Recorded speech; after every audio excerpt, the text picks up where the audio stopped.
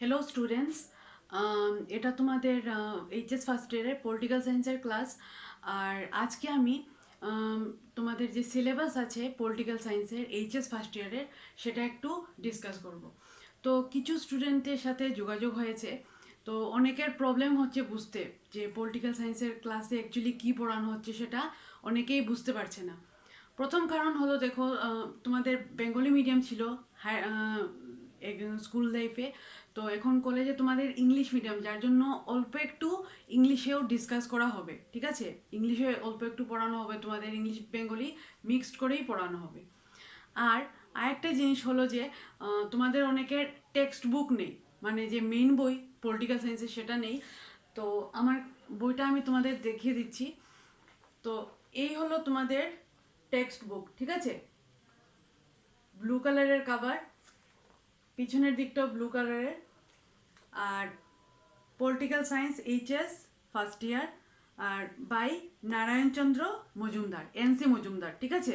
তো এনসি মজুমদারের বইটা তোমরা স্টুডেন্ট লাইব্রেরি বা অন্য সংগ্রহ পুস্তকালয়গুলোতে গিয়ে খুঁজলে পেয়ে যাবে, ঠিক আছে। তো এই যে তোমাদের সিলেবাস আছে পলিটিক্যাল সায়েন্সের সিলেবাস, এই সিলেবাসে মেনলি দুটো পার্ট আছে। আমি আমার ফার্স্ট ভিডিওতে বলেছিলাম, তো কিছু স্টুডেন্টের একটু অসুবিধা হচ্ছে, আমি সেই জন্য আবার রিপিট করছি জিনিসগুলো। তো তোমাদের দুটো পার্ট আছে, দুটো পার্টের নামগুলো আমি বলছি। পার্ট এ কি, ইন্ডিয়ান কনস্টিটিউশন অ্যাট ওয়ার্ক, ঠিক আছে। আর পার্ট বিটা কি, পলিটিক্যাল থিওরি। তো পার্ট এতে কি আছে, ইন্ডিয়ান কনস্টিটিউশন অ্যাট ওয়ার্ক, মানে কি আমাদের যে সংবিধান দেশের, কনস্টিটিউশন বলতে কি বোঝায়, কনস্টিটিউশন মানে হলো সংবিধান, এই যে ওয়ার্ড কনস্টিটিউশন সেটার মানে হলো সংবিধান। ইন্ডিয়ান কনস্টিটিউশন মানে আমাদের ভারতের সংবিধান, অ্যাট ওয়ার্ক মানে কিভাবে সেটা কাজ করছে, বা এট প্রেজেন্ট সে কী কী জিনিস আছে আমাদের ভারতের সংবিধানে। তো পার্ট এতে মেইনলি আমাদের ভারতের সংবিধান নিয়ে যা যা টপিক আছে সেইগুলো তোমরা পড়বে। আর পার্ট বিটা হলো পলিটিক্যাল থিওরি, অর্থাৎ পলিটিক্স কি, পলিটিক্যাল সায়েন্স কি, বা পলিটিক্যাল থিওরি বলতে কি বোঝা যায়, পলিটিক্যাল সায়েন্সের যেই যে সাবজেক্ট যে পলিটিক্যাল সায়েন্স সেটা কিভাবে ডেভেলপ হলো, বা পলিটিক্যাল সায়েন্সে যে বিভিন্ন জিনিস আমরা পড়ি, যেমন ধরো রাইটস, জাস্টিস, এই জিনিসগুলো কিভাবে আসলো, সেকুলারিজম, সিটিজেনশিপ, এই যে বিভিন্ন জিনিস আমরা পড়ে থাকি পলিটিক্যাল সায়েন্সের মধ্যে, সেইগুলো কিভাবে উৎপত্তি হলো, বা আমরা প্রাচীন যুগ থেকে কিভাবে আস্তে আস্তে করে সাবজেক্টটা ডেভেলপ হলো, সেই সব জিনিস আমরা পলিটিক্যাল থিওরিতে পড়বো। অর্থাৎ পলিটিক্যাল থিওরিতে মেনলি থিওরিটিক্যাল পার্টগুলো আমরা দেখব, যে কিভাবে সাবজেক্টের শুরু হলো, বা কি কি জিনিস আছে পলিটিক্যাল সায়েন্স সাবজেক্টে, সেইগুলো জিনিস আমরা মেনলি পলিটিক্যাল থিওরিতে পড়বো। আর ইন্ডিয়ান কনস্টিটিউশন এট ওয়ার্কে কী করবো, যে এট প্রেজেন্ট আমাদের কনস্টিটিউশনটা কি আছে কনস্টিটিউশনে, এবং ইন্ডিপেন্ডেন্সের পর কি কি জিনিস অ্যাডপ্ট করা হয়েছে, বা কি কি জিনিস আমাদের সংবিধানে নেওয়া হয়েছে, কিভাবে দেশের শাসনটা চলছে, স্টেট আর গভর্নমেন্ট কিভাবে কাজ করছে, সেই সব জিনিস আমরা ফার্স্ট পার্টে পড়বো, ঠিক আছে। তো তোমাদের যে চ্যাপ্টারগুলো আছে ফার্স্ট পার্টের চ্যাপ্টারগুলো আমি প্রথমে একটু বলবো, তারপর পার্ট বির চ্যাপ্টারগুলো আমি বলবো। তো পার্ট এতে মেনলি তোমাদের পার্ট এতে 10টা চ্যাপ্টার আছে, আর পার্ট বিতে 10টা চ্যাপ্টার, টোটাল 20 চ্যাপ্টার্স আছে তোমাদের পলিটিক্যাল সায়েন্সে। অর্থাৎ এইচএস ফার্স্ট ইয়ারের টোটাল 20টা চ্যাপ্টার তোমরা পড়তে পারবে। তো প্রথমে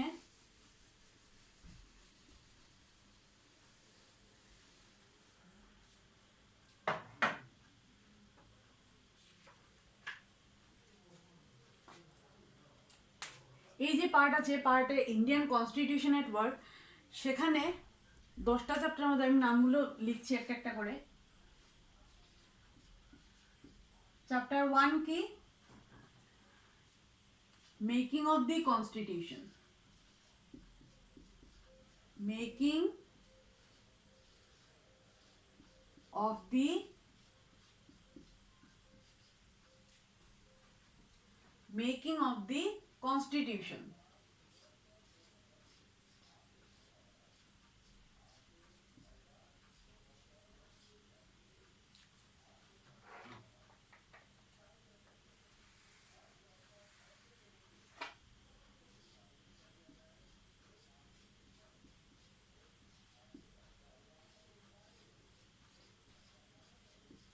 ঠিক আছে?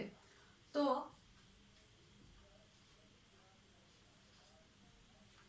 আচ্ছা, মেকিং অফ দি কনস্টিটিউশন। তো এই চ্যাপ্টারে মেইনলি বলা হচ্ছে যে আমাদের সংবিধানটা কিভাবে বানানো হয়েছে। 1947-এর 15th অগাস্ট কী হলো, ভারত স্বাধীন হলো, এবং ভারতের স্বাধীনতার পর কিভাবে আমাদের সংবিধানটা বানানো হলো সেই সব টপিক বা বিষয় আমরা পড়তে পারবো চ্যাপ্টার 1-এ, অর্থাৎ মেকিং অফ দি কনস্টিটিউশন। তারপর কি আছে chapter 2, fundamental rights. Fundamental rights, fundamental. তো এই যে চ্যাপ্টার আছে চ্যাপ্টার 2,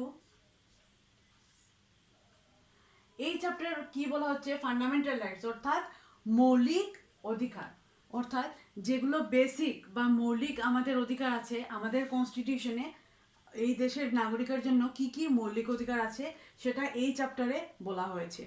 যে সিটিজেনরা কি কি রাইট এনজয় করতে পারবে বা কি কি অধিকার ওদের আছে, কিভাবে সেটা এনজয় করতে পারবে, বিভিন্ন টাইপের অধিকার আছে, সেগুলোকে একটা একটা করে পুরো ডেসক্রাইব করা হচ্ছে বা আলোচনা করা হয়েছে এই সেকেন্ড চ্যাপ্টারে। দেন চ্যাপ্টার 3-তে কি বলা হচ্ছে,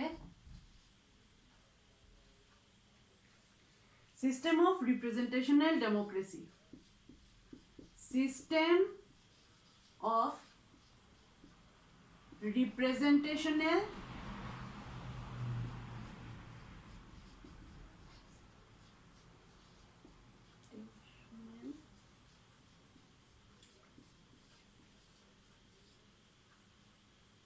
ডেমোক্রেসি।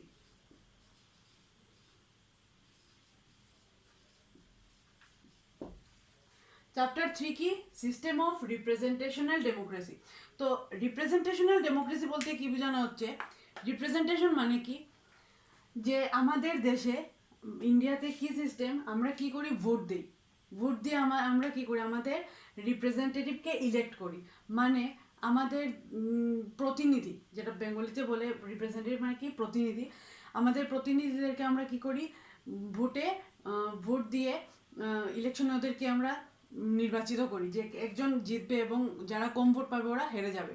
তো এই যে সিস্টেম, সেটাকে রিপ্রেজেন্টেশনাল ডেমোক্রেসি বলা হয়। ডেমোক্রেসি বলতে কি বোঝানো হচ্ছে, যেখানে পাওয়ারটা কার কাছে থাকবে, কমন যারা মানুষ থাকবে, সাধারণ মানুষ, ওদের কাছে পাওয়ার থাকবে। কি পাওয়ার থাকবে, ভোটিং পাওয়ার। কি পাওয়ার থাকবে, যে ওরা নিজের দেশের যে আইন যে বানাবে বা নিজের দেশের যে পাওয়ার যার কাছে থাকবে, রুলার যে হবে, যে পুরো দেশটা শাসনকে কন্ট্রোল করবে, ওদেরকে কে নির্বাচিত করবে, কমন পিপুলরা। সেই জন্য আমাদের দেশে কি, আমরা ভোট দিয়ে রিপ্রেজেন্টেটিভদেরকে বা প্রতিনিধিদেরকে নির্বাচিত করি, এবং যে পার্টি বেশি ভোট পাবে সেই পার্টি গভর্নমেন্ট ফর্ম করবে। যেমন এট প্রেজেন্ট বিজেপির কি ভোট বেশি, সেই জন্য ওরা গভর্নমেন্ট ফর্ম করেছে। তো এই হলো চ্যাপ্টার 3। চ্যাপ্টার 4-এ কি ডিসকাস করা হয়েছে, যে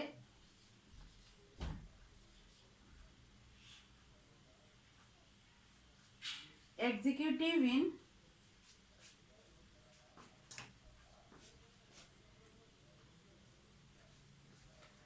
executive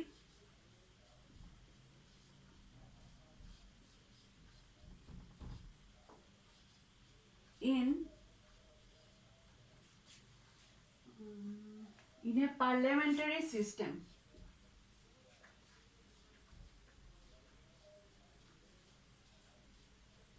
Parliamentary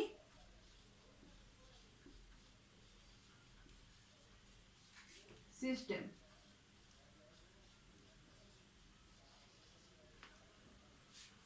তো চ্যাপ্টার 4টা কি, executive in a parliamentary system. Parliamentary system বলতে কি বোঝানো হয়েছে, আর এক্সিকিউটিভ বলতে কি বোঝানো হয়েছে। এক্সিকিউটিভ মানে কি, যিনি আইনটাকে এক্সিকিউট করেন বা প্রণয়ন করেন বা সেটাকে প্র্যাকটিক্যাল ফিল্ডে অ্যাপ্লাই করে থাকেন। যেমন ধরো আমাদের দেশে এক্সিকিউটিভ বলতে আমরা কাকে বুঝি, prime minister, president, governor, chief minister. তো এই যে এক্সিকিউটিভ, ওনাদের কাজ কি, যে আইনটা বানানো হবে, অর্থাৎ পার্লামেন্ট যে আইনটা বানাবে সেই আইনটাকে প্র্যাকটিক্যাল ফিল্ডে অ্যাপ্লাই করা বা জনতার ভালোর জন্য সেটাকে এক্সিকিউট করা হবে এক্সিকিউটিভের কাজ। এক্সিকিউট করা মানে কি, যে যেমন ধরো এই যে সিটিজেনশিপ অ্যামেন্ডমেন্ট বিল, তো প্রথমে কি ছিল, cab, CAB, citizenship amendment bill, বা আমরা কি বলতে পারি, ক্যাব। তো এই যে ক্যাব ছিল, সেটা কি হলো, পার্লামেন্টে দুটো হাউস আছে, বা দুটো আমাদের হাউস, যে ওদের নাম কি, রাজ্যসভা এবং লোকসভা।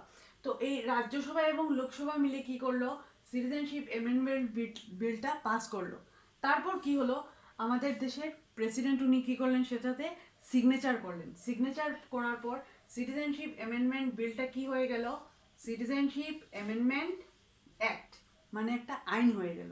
বুঝতে পেরেছো? তো এই যে এক্সিকিউটিভের রোল, যে আমাদের দেশের আইনটাকে কি করা, প্র্যাকটিক্যাল জায়গার জন্য মানে সেটাকে অ্যাপ্লাই করা। শুধু কাগজে থাকলে তো হবে না, বিলটা কি শুধু কাগজে কলমে একটা বিল, এবং সেটাকে পুরো ইন্ডিয়াতে কখন অ্যাপ্লাই করা যাবে, যখন এক্সিকিউটিভ বা আমাদের দেশের যারা আছেন, পাওয়ার সামলাচ্ছেন, ওনারা সেটাকে অ্যানাউন্স করে দেবেন যে সেটা দেশের জন্য এই ল বানানো হয়েছে, প্রত্যেক মানুষ সেটাকে ফলো করবে।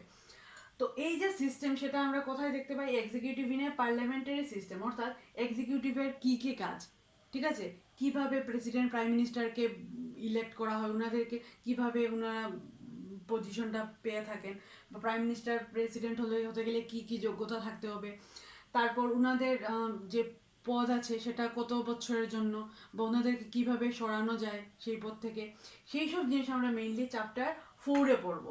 আর পার্লামেন্টারি সিস্টেম বলতে কী বোঝানো হচ্ছে, যেখানে পার্লামেন্টই সর্বেসর্বা। যেমন ধরো ইউএসএতে, আমেরিকাতে কি প্রেসিডেন্সিয়াল সিস্টেম, সেখানে প্রেসিডেন্টের কথাই শেষ কথা। বাট ইন্ডিয়াতে পার্লামেন্ট কি করে ল বানায়, এবং সব কিছু মেইন পাওয়ারটা, আলটিমেট পাওয়ারটা পার্লামেন্টের কাছে। তো আমাদের দেশের এই যে সিস্টেম, পার্লামেন্টারি সিস্টেম, সেখানে এক্সিকিউটিভ কি রোল প্লে করেন, সেটাই চ্যাপ্টার 4-এ তোমরা পড়বে। দেন চ্যাপ্টার, আমি সেগুলো মুছে দিচ্ছি, তোমরা ভিডিওটাকে পজ করে তারপর জিনিসগুলো একটা হোয়াইট পেপার নিয়ে বা রাফ কপি নিয়ে সেগুলো লিখে নেবে পয়েন্টগুলো, ঠিক আছে? তো চ্যাপ্টার 5-এ কি বলা হচ্ছে,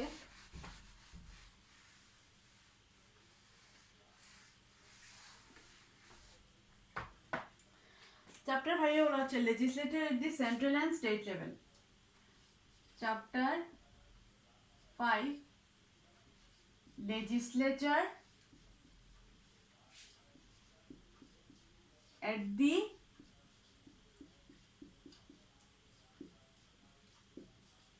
center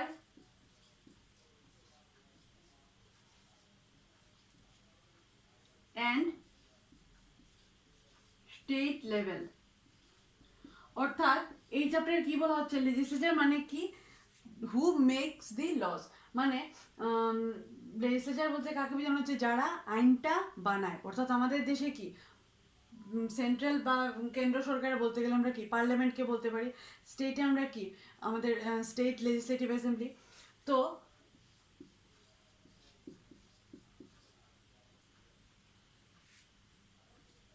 তো legislature at the centre and state level. তো সেন্টারে অর্থাৎ কেন্দ্র সরকারে এবং রাজ্য সরকারে অর্থাৎ স্টেট লেভেলে লেজিসলেচারের যে রোলটা কি, লেজিসলেচারের পাওয়ার কতটুকু, কী কী ফাংশন লেজিসলেচার করতে পারে, কি কাজ আছে লেজিসলেচারের, বা লেজিসলেচারটা কীভাবে গঠন করা হয়, এইসব জিনিস তোমরা চ্যাপ্টার 5-এ পড়ে থাকবে। দেন চ্যাপ্টার 6-এ কি আছে, জুডিশিয়ারি। এখন জুডিশিয়ারি বলতে কি বোঝানো হচ্ছে, যে যেমন আমাদের দেশে সুপ্রিম কোর্ট, হাইকোর্ট, অর্থাৎ যে লটা বানানো হবে সেটা লেজিসলেচার বানাবে, এবং লটাকে, আইনটাকে প্রণয়ন কে করবে বা সেটাকে অ্যাপ্লাই কে করবে পুরো কান্ট্রিতে, এক্সিকিউটিভ। কিন্তু সেই লটা সোসাইটির জন্য ভালো না খারাপ সেটা কে ডিসাইড করবে, জুডিশিয়ারি। অর্থাৎ সেই কাজটা কার হবে, সুপ্রিম কোর্টের বা হাইকোর্টের। সেই জন্য যেমন সিটিজেনশিপ বিলটা পাস হওয়ার পর কী হলো, অনেক মানুষ গিয়ে সুপ্রিম কোর্টে পিআইএল পিটিশনটা ওরা সাবমিট করলো, যে গভর্নমেন্টের এটা ওরা মানছে না, ওদের চেঞ্জেস লাগে বা বিভিন্ন রকমের ডিমান্ড নিয়ে, ঠিক আছে? তো চ্যাপ্টার 6-এ কি তোমরা জুডিশিয়ারি মানে সুপ্রিম কোর্টটা কিভাবে সুপ্রিম কোর্টের জাজদের নিযুক্ত করা হয় ওনাদের যে পদে, তারপর ওনাদের পাওয়ার অ্যান্ড ফাংশন কি কি কাজ করেন ওনারা, কতটুকু ক্ষমতা আছে ওনাদের, বা বিভিন্ন ডিসিশন যে সুপ্রিম কোর্ট নেয় সেগুলো কিভাবে নিয়ে থাকে, এইসব জিনিস তোমরা চ্যাপ্টার 6-এ পড়তে পারবে পার্টে। দেন চ্যাপ্টার 7-এ কি বলা হচ্ছে, ফেডারেলিজম।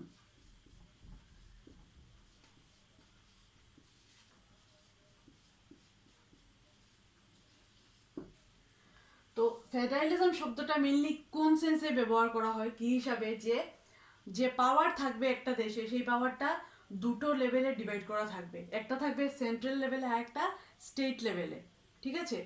দেন এই আমাদের ফেডারেলিজম চ্যাপ্টারে তোমরা পড়তে পারবে যে দেশে সেন্ট্রাল গভর্নমেন্ট আর স্টেট গভর্নমেন্টের মধ্যে যে রিলেশনশিপ আছে সেটা কিভাবে, সেন্ট্রাল গভর্নমেন্ট আর স্টেট গভর্নমেন্ট কিভাবে কাজ করে, যে আমাদের আসাম সরকার আর কেন্দ্রীয় সরকার ওরা কিভাবে বিভিন্ন পলিসি আমাদের মানুষদের জন্য কিভাবে বিভিন্ন পলিসি অ্যাডপ্ট করছে, বা তোমার কেন্দ্র সরকারের ডিসিশন রাজ্য সরকার মানতে বাধ্য কিনা, বিভিন্ন ধরনের জিনিস তোমরা এই চ্যাপ্টারে পড়তে পারবে। বা কে বেশি পাওয়ারফুল, রাজ্য সরকার বেশি পাওয়ারফুল না কেন্দ্র সরকার বেশি পাওয়ারফুল, এইসব জিনিস তোমরা এই চ্যাপ্টারে পড়তে পারবে। দেন চ্যাপ্টার 8-এ কি বলা হচ্ছে,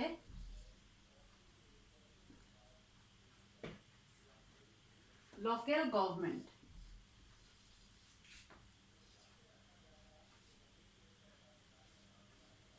লোকাল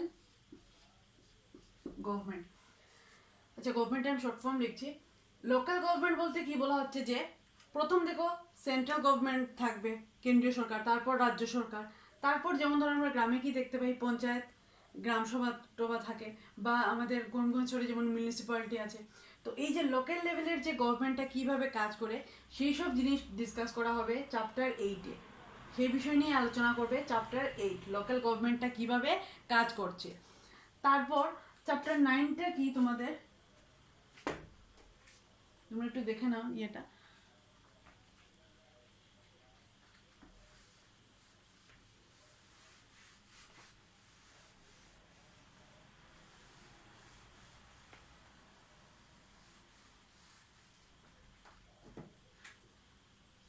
চ্যাপ্টার 9-এ কি বলা হচ্ছে, constitution as a living document.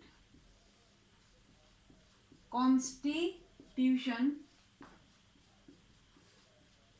As a living document.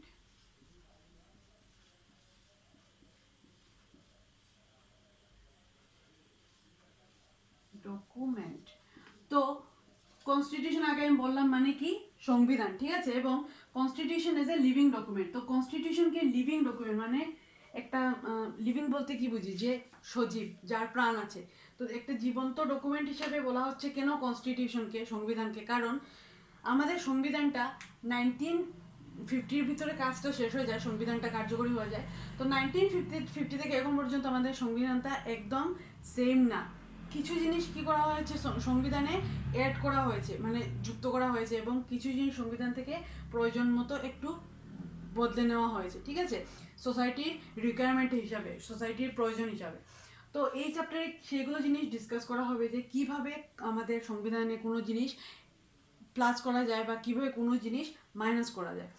Then last চ্যাপ্টারটা কি তোমাদের, চ্যাপ্টার 10,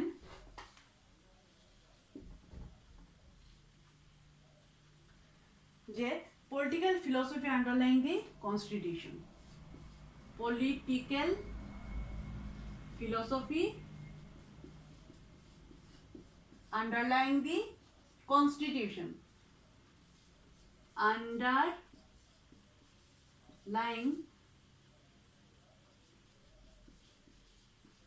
দি কনস্টিটিউশন।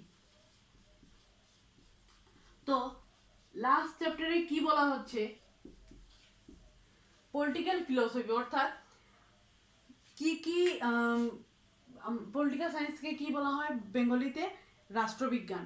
তো একটা রাষ্ট্র চলতে গেলে বা একটা দেশ চলতে গেলে কি কি নীতি, মানে কি কি নীতি বা কি কি ধরনের নিয়ম, বা কি কোনটা ঠিক কোনটা ভুল, সেই সব বিষয়ের টাইপের জিনিসগুলো এই চ্যাপ্টারে ডিসকাস করা হবে, যে কি কি নীতি মেনে চলা উচিত একটা দেশের, এবং এখানে কি করা হবে যে ইন্ডিয়ান কনস্টিটিউশনে বা ভারতের সংবিধানে কি কি নীতি আমরা জেনারেলি ফলো করে থাকি, ঠিক আছে, আমাদের কনস্টিটিউশন কি কি নীতির উপর ভিত্তি করে বানানো হয়েছে সেই সব জিনিস এই চ্যাপ্টারটাতে ডিসকাস করা হবে। তো তোমরা লিখে নাও তোমার চ্যাপ্টার দুটোর নাম।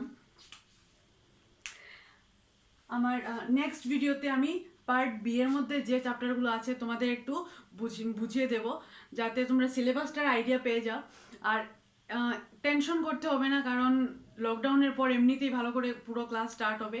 এখন তোমাদের একটা জাস্ট আইডিয়া দেওয়া হচ্ছে সবগুলো বিষয়ে, আর তোমাদের নোটসগুলো কলেজ থেকেই প্রোভাইড করা হবে, তোমরা চিন্তা করবে না। তো এই আমার ভিডিও এখানে শেষ করছি, আর নেক্সট ভিডিওতে আমি পার্ট বিটা ডিসকাস করব।